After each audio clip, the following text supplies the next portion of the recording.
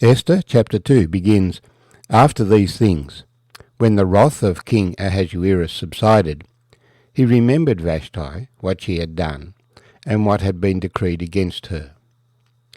The king, having become drunk with wine, wanted to display his beautiful queen as an object of his greatness, showing her disrespect, and she objected and didn't do as he said.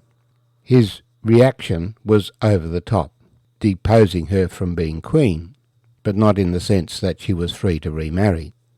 Also making it law that a man should rule his own house, changing the basis of the relationship of marriage from being a partnership under God, with the man having the lead, to being one where the wife becomes the possession of the man. This problem of violence against women has plagued societies right through history and continues to plague them today. But one of the points that we learn from Esther chapter 1 is that a law made in anger and in haste will be a bad law. After these things, when the wrath of King Ahasuerus subsided, he remembered Vashti, what she had done, and what had been decreed against her.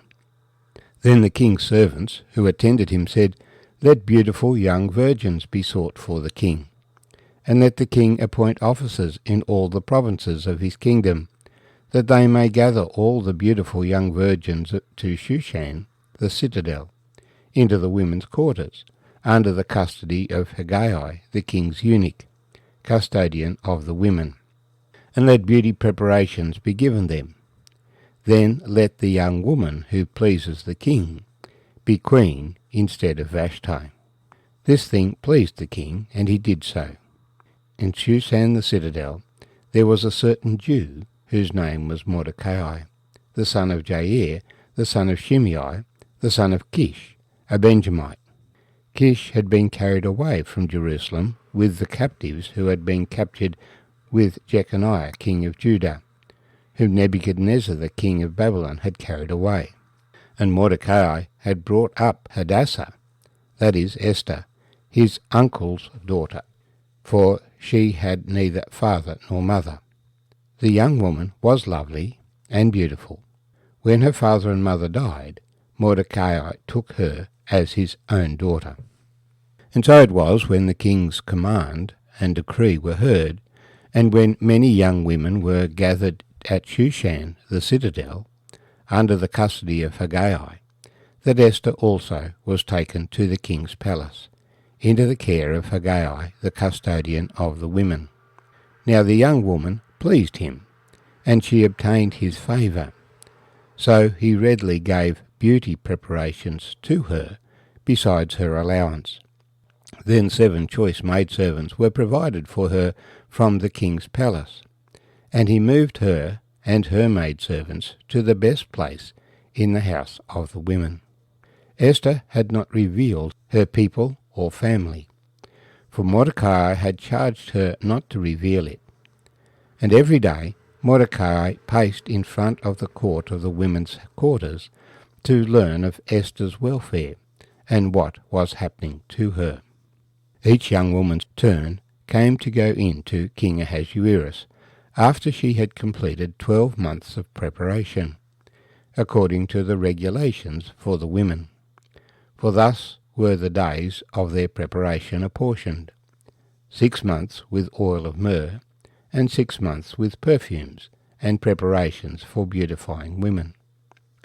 Thus prepared, each young woman went to the king, and she was given whatever she desired to take with her from the women's quarters to the king's palace.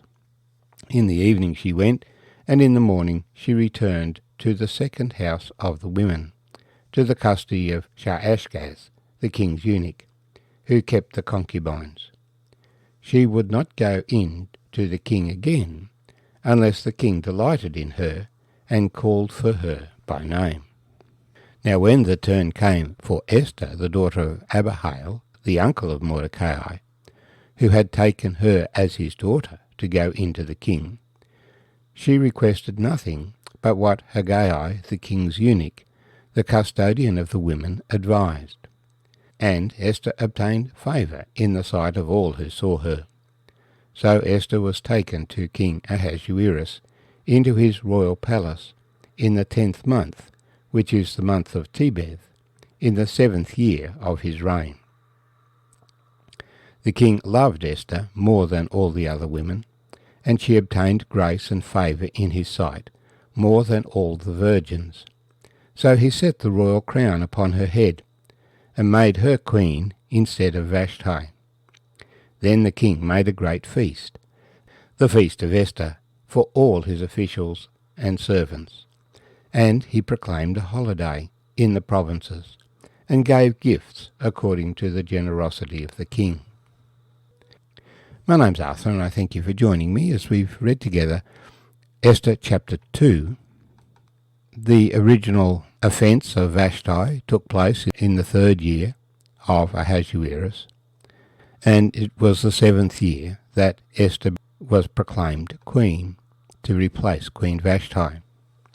The indulgence of the king is well demonstrated, and it's obvious that this wasn't just what was happening in the Persian Empire, but what we know of Egypt.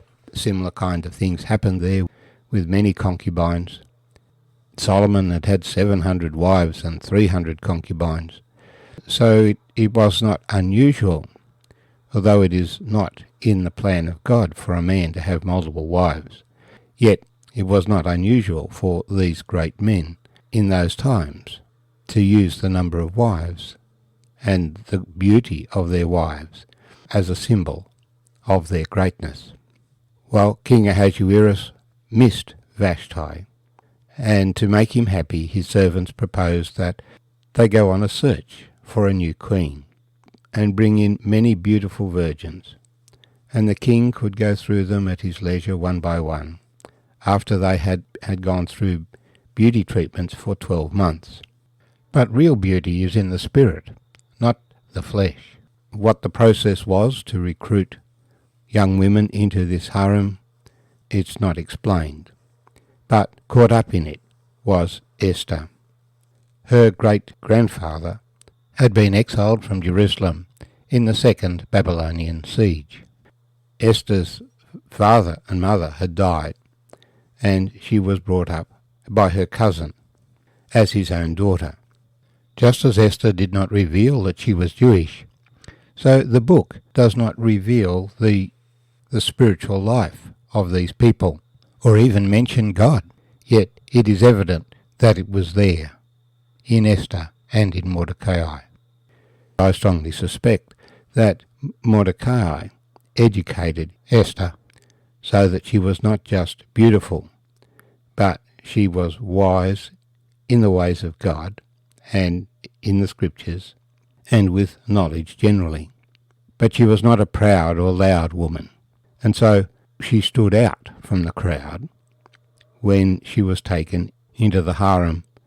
She stood out because of her character, and so Haggai promoted her and gave her 7 special maidservants to attend her. The main injunction that Mordecai had given was, don't reveal that you're Jewish, don't declare your family.